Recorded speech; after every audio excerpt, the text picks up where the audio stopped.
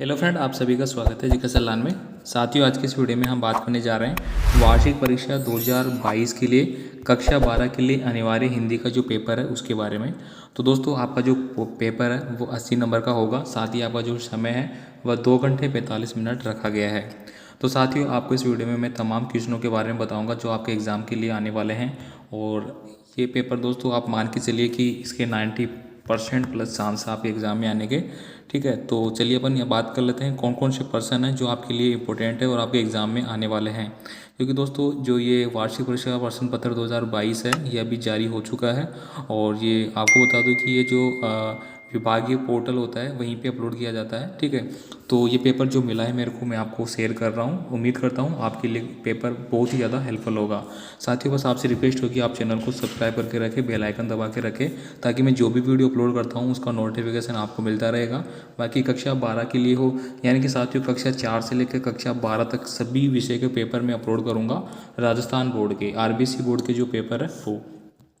तो चलिए अपन स्टार्ट कर लेते हैं। सबसे पहले देखिए, आपको भाग ए आपको यहाँ पे दिया गया है और यहाँ पे कुछ इंपॉर्टेंट बातें हैं वो आप यहाँ पे देख सकते हैं। ठीक है, कौन सा पर्सन कितने नंबर का है। तो भाग ए में आपको निम्नलिखित पठित गद्यांश आपको दिए गए अपठित। इसको पढ़ के आपको वस्तुनिष्ठ प्रश्नों के आंसर देने हैं। यहाँ पे साथियों आपको बताया गया है, ईर्ष्या का यही अनोखा वरदान है जिसे मनुष्य के हृदय में घर बना लेती है। वह अपने अभाव में दुखी न होता है, बल्कि उन वस्तुओं को दुख उठाता है जो दूसरों के पास है।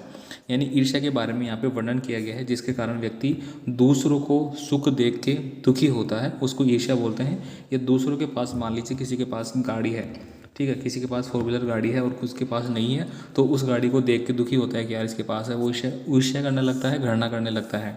अब यहाँ पे देखिए, प्रथम क्वेश्चन की बात करेंगे अपन। ईर्ष्यालु व्यक्ति किस आदत के कारण दुख उठाता है? तो अपने अभाव को देखकर। ठीक है, तो ऑप्शन नंबर ए ही आपका करेक्ट आंसर है, जैसा कि अपने फर्स्ट लाइन में पढ़ा। इसके बाद देखिए यहाँ पे, दूसरों की वस्तुओं को देखकर, सॉरी, ईर्ष्यालु अपने पास की वस्तु से आनंद नहीं ले पाता है। क्यों?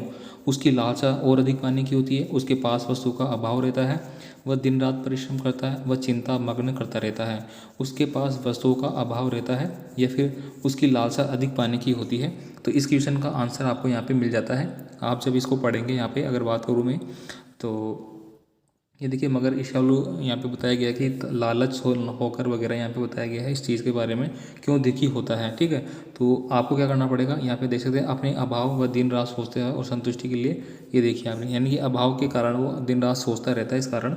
आगे देखेंगे, यहाँ पे थर्ड क्वेश्चन का आंसर है, अपने अभाव के कारण में निरंतर सोचने से ईर्ष्यालु व्यक्ति आनंदित होता है? नहीं, दुख को भूल जाता है, उद्यम प्राप्त करता है, दूसरों के विनाश में लग जाता है। तो ऑप्शन नंबर डी आपका करेक्ट आंसर होगा। आगे देखिए, ईर्ष्यालु शब्द में प्रयुक्त प्रत्यय कौन सा है? अब ये तो आप जानते हैं, प्रत्यय आपके शब्द के अंत में लगता है और उपसर्ग पहले लगता है। तो यहाँ पे ईर्ष्यालु शब्द में प्रयुक्त प्रत्यय कौन सा हो जाएगा यहाँ पे? ठीक है, तो आलू, शालू, आलू, ईर्ष्या और लू। ठीक है, इसके बाद देखिए, उपयुक्त गद्यांश का आपको शीर्षक लिखना है। तो शीर्षक क्या हो जाएगा यहाँ पे? ईर्ष्यालु, क्योंकि ईर्ष्या की भावना यहाँ पे बताई गई है। आगे देखिए, यहाँ पे वरदान का विपरीतार्थ शब्द लिखिए। तो वरदान का क्या हो जाएगा यहाँ पे? आशीष, आशीर्वाद, वर और शाप। वरदान देना यानी कि किसी को आशीष देना होता है, और शाप देना मतलब किसी को मतलब आप कह सकते हैं शाप देना मतलब एक गलत बात बोलना उसके लिए। ठीक है, तो ये ऑप्शन नंबर डी आपका करेक्ट आंसर है। आगे देखिए, यहाँ पे सेकंड, अगर मैं क्वेश्चन की बात करूँ तो निम्नलिखित अपठित गद्यांश को पढ़कर आपको वस्तुनिष्ठ प्रश्नों के प्रकार के आंसर देना है। ऋषि मुनि साधु संतों को नमन, उन्हें मेरा अभिवादन, जिन्हें ताप से पूत हुई है भरत देश की स्वर्णिम माटी, जिनके भ्रम से चली आ रही है युग युग से अर्पित परिपाटी। यानी इस तरह से आपको एक पठित पद्यांश दिया गया है, इसको आपको पढ़ना है। ठीक है, और साथ ही मैं आपसे रिक्वेस्ट करूंगा साथियों, आपको बोर्ड परीक्षा 2022 के लिए अगर सभी विषय के पेपर चाहिए तो आपको चैनल को सब्सक्राइब करना है। ठीक है, तो हमारा चैनल आप सभी ने देख रखा है, बाकी आप हमें टेलीग्राम, फेसबुक और वेबसाइट के थ्रू भी ज्वाइन कर सकते हैं। तो चलिए अगर यहाँ पे बात कर लेते हैं प्रश्नों के बारे में। साथियों, आपको बता दूं कि very very very important paper है ये, आप इसको ज़रूर पढ़ें। आप ये ना सोचें कि ये पेपर आएगा नहीं आएगा, आपको इसको पढ़ना है। ठीक है, और 90% प्लस इसके चांस है, मैं पहले बता देता हूँ। तो यहाँ पे देखिए, ऋषि मुनि व साधु संत नमन करने योग्य हैं, क्योंकि तप, श्रम और संयम का आदर्श प्रस्तुत करते हैं, जंगल में रहकर तपस्या करते हैं, उन्होंने धन संचय नहीं किया है, वे पूज्य होते हैं। तो ऑप्शन नंबर ए ही आपका करेक्ट आंसर हो जाएगा, क्योंकि वह तप, श्रम और संयम का आदर्श प्रस्तुत करते हैं। आगे देखिए यहाँ पे नेक्स्ट क्वेश्चन आपका आता है, असी धारा पर चलते हैं से क्या आशय है। तलवार की धार पर चलना, लोकहित में कष्ट झेलना, कांटों को बुलाते हैं, तलवार के कष्टों को मिटाते हैं। तो तलवार की धार पे यानी कि दोस्तों जो ऋषि मुनियों का जो जीवन है वो एक तरह से तलवार की धार पे चलने के समान है। काफ़ी सारे कठोर नियमों की पालना उनको करनी पड़ती है, ऐसा आप मान सकते हैं। आगे देखिए यहाँ पे दीपक के समान जलकर वह जन जीवन को संवारते हैं, अंधकार हटाकर ज्वाला करते हैं, गरीबों का कष्ट दूर करते हैं, इनमें से कोई नहीं। तो ये लाइन कहाँ पे लिखी हुई है, तो इसको आप यहाँ पे पढ़ेंगे। देखिए यहाँ पे लिखा हुआ है कि, ठीक है, ये लाइनें यहाँ पे आपको मिल जाएगी प्रत्येक क्वेश्चन के बारे में। यहाँ पे अपन देख लेते हैं, ठीक है। तो इनके आंसर भी आपको इसी में मिल जाते हैं अगर आप ध्यानपूर्वक यहाँ पे पढ़ते हैं तो। इसके बाद देखिए यहाँ पे अगला क्वेश्चन हम बात करेंगे। यहाँ पे निरंतर शब्द का समानार्थक शब्द आपको चुनना है। तो निरंतर मतलब लगातार बिना रुके जो चलता रहता है उसको अपन निरंतर बोलते हैं। तो ऑप्शन नंबर ए ही आपका करेक्ट आंसर हो जाएगा, लगातार, ठीक है। चलते रहना अलग बात है, अविरल भी होता है, बिना रुके चली आ रही है। तो निरंतर मतलब समानार्थक यानी कि उसके समान शब्द कौन सा है यहाँ पे, ठीक है। तो अविरल हो जाएगा यहाँ पे, अगर इसके अकॉर्डिंग बात करेंगे तो अविरल मतलब लगातार। आगे देखिए उपयुक्त पद्यांश का शीर्षक क्या होगा। तो हमारे पूजनीय ऋषि मुनि, अहिंसाव्रती, आत्मयी साधु संत और महापुरुष। तो यहाँ पे कौन सा होगा वो आपको टिक मार्क कर देना है। आगे देखिए भारत की अमिट कहानी किनके चरणों से पवित्र हुई है। राजनेताओं के, ऋषि मुनियों के, ईश्वर के और सभी के। तो ऑप्शन नंबर बी आपका करेक्ट आंसर है। पहली लाइन में ये बात लिखी गई है, यहाँ पर पढ़ा था, ऋषि मुनियों साधु संतों को नमन, उन्हें मेरा अभिवादन है, ठीक है, ये बात है। आगे देखिए यहाँ पे क्वेश्चन नंबर सेकंड आपका आता है जिसमें कि आपको रिक्त स्थानों को पूर्ति करनी है। यहाँ पे देखिए सीमित क्षेत्र में बोली जाने वाली कम विकसित बोलचाल की भाषा क्या कहलाती है। तो सीमित क्षेत्र के यानी कि दोस्तों आपने पढ़ा होगा कि पग पग में, राजस्थान की बात करें कहीं पे भी पग पग में वाणी है वो बदल जाती है, यानी कि जो भाषा है बोलने का जो ढंग है, ठीक है, वो यहाँ पे बदल जाती है। आगे देखिए यहाँ पे लिपि में हिंदी, संस्कृत, प्राकृत, मराठी, कोंकणी, नेपाली आदि भाषाएं लिखी जाती है। तो ये किस में लिखी जाती है इसका आपको आंसर देना है। जयपुर राजस्थान की राजधानी, वाक्य में शब्द शक्ति है, इसमें शब्द शक्ति कौन सी है वो आपको बताना है। इसके बाद देखिए काली घटा का घमंड घटा काव्य पंक्ति में किसका अलंकार है। तो यहाँ पे देखिए कै और फिर घमंड का घमंड घटा, ठीक है, काली घटा का घमंड घटा, इस तरह से वाक्य आया है तो रिपीट हो रहा है आपका यहाँ पे, ठीक है। तो इसको आपको देखना है कौन सा यमक अलंकार होगा या फिर कौन सा होगा।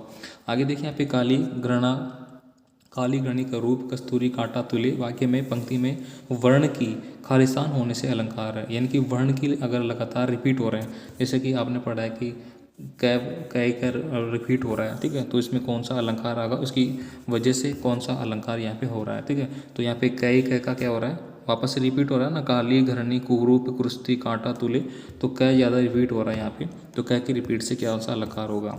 आगे देखिए निम्नलिखित अति लघुतात्मक प्रश्नों के उत्तर आपको एक पंक्ति में देने हैं।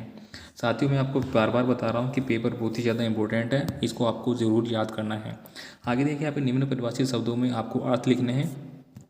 तो ये आपको दिए गए हैं दो, ठीक है, पोर्टफोलियो दिया गया है और वॉलंटियर दिया गया है। इनके सत्यापन शब्द के लिए परिभाषित शब्द आपको लिखना है। भक्तिन का असली नाम क्या था वो आपको लिखना है। आगे देखिए यहाँ पे यशोधर बाबू किस को अपना आदर्श मानते थे, ये आपको देखना है। महादेवी वर्मा का जन्म कब और कहाँ पे हुआ था। हरिवंश राय बच्चन की किन्हीं दो रचनाओं के नाम आपको लिखना है। जूझ की कथा नायक का नाम क्या है वो आपको लिखना है। फीचर और समाचार लेखन में एक एक अंतर आपको लिखना है। यशोधर बाबू बिरला मंदिर जाकर क्या करते हैं। स्कूल की छुट्टी के बाद लेखक को कितने घंटे पशु चराने होते हैं। पहलवान की ढोलक पाठ में रात्रि में किन जानवरों की डरावनी आवाज़ें आती है। तो सारे क्वेश्चन एकदम बहुत ही ज़्यादा इंपॉर्टेंट है और मैं आपको बता रहा हूँ कि ये आपके एग्ज़ाम में आने वाले हैं, इस बात का आप ध्यान रखें। तो यहाँ पे देखिए आगे क्वेश्चनों की बात करता हूँ और साथ ही दोस्तों अगर बात हुई इनके आंसरों की, जो फिलहाल मैं नहीं बता रहा, फिलहाल मैं आपको पूरा पेपर है वो एक्सप्लेन कर रहा हूँ जो आपके एग्ज़ाम में आ रहा है। और इसके बाद दोस्तों एक वीडियो और होगा जिसमें कि आपको प्रत्येक क्वेश्चन का सॉल्यूशन आपको दिया जाएगा, ठीक है। तो इसीलिए मैं कह रहा हूँ कि आप चैनल को सब्सक्राइब करके रखें ताकि आपको नया वीडियो का नोटिफिकेशन मिल जाए। यहाँ पे देखिए अगला क्वेश्चन की बात करता हूँ मैं। यहाँ पे उल्टा ग्रामीण शैली में समाचार के कितने हिस्से होते हैं। हिंदी में नेट पत्रकारिता के बारे में आपको समझाना है। मोबाइल फ़ोन वरदान अभिशाप, दिशाओं के वर्णन की तरह बताइए 100 घर एक कर देने के मायने में इस कवि ने क्या भाव व्यक्त किए हैं। जीजी के त्याग पर ध्यान के विषय में। तो ये सारे क्वेश्चन दोस्तों बहुत ज़्यादा इंपॉर्टेंट है। पहलवान की ढोलक कहानी में यशोधर बाबू हो गया, वसंत पाटिकाची हो गया। इसके बाद देखिए भाग से आपका दिया गया है, इसमें प्रत्येक क्वेश्चन आपका 3 अंक का दिया गया है। तो यहाँ पे बाजार का जादू क्या है और इससे बचने का लेखक ने क्या उपाय बताया है। और शमशेर बहादुर सिंह की कविता उषा नवीन चिंबो और उपमानों का जीवंत दस्तावेज स्पष्ट करना है आपको। हरिवंश राय बच्चन अथवा जैनेन्द्र कुमार जीवन का परिचय दीजिए। लाहौर अभी तक उनका वतन है और दिल्ली मेरा, तो बाकी सब रफ्ता रफ्ता ठीक हो जाएगा। इस कथन के द्वारा लेखक क्या स्पष्ट करना चाहते हैं आपको बताना है। इसके बाद देखिए यहाँ पे सीरीज़ में हमें किन गुणों की प्रेरणा मिलती है, यानी कि सीरीज़ का फुल जो आपका चैप्टर है जो कि वायुमंडल से प्राण वगैरह लेता है, इस तरह से वर्णन किया गया है इसके बारे में। तो इसके बारे में आपको पढ़ना है 100% दोस्तों। ये प्रश्न आपके एग्जाम में आने वाले हैं। नेक्स्ट देखिए, अगर मैं बात करूँ दिन जल्दी जल्दी डलता है में कवि ने किस सत्य की उद्घाटना की गई है। भक्तिन अच्छी है यह कहना कठिन होगा क्योंकि उसमें दुर्गुणों का अभाव नहीं है। लेखिका ने ऐसा क्यों कहा है। आगे देखिए यहाँ पे पर्दे पर व्यक्त की कीमत कहाकर पूरे ने साक्षरता के प्रति अपना नज़रिया किस रूप से रखा है। इसके बाद हम बात करेंगे सेकंड आपका लास्ट जो 10 सेक्शन है, प्रत्येक क्वेश्चन आपका 4 अंक का यहाँ पे पूछा गया है, 4 से 6 अंक का। निम्नलिखित पद्यांश की सप्रसंग व्याख्या आपको करनी है। ये आपको सब यानी कि पढ़े हुए हैं। मैं यौवन का उन्माद लिए फिरता हूँ, उन्माद में अवसाद लिए फिरता हूँ, जो मुझको बहाकर हंसा रुलाती भीतर, मैं हाय किसी की याद लिए फिरता हूँ।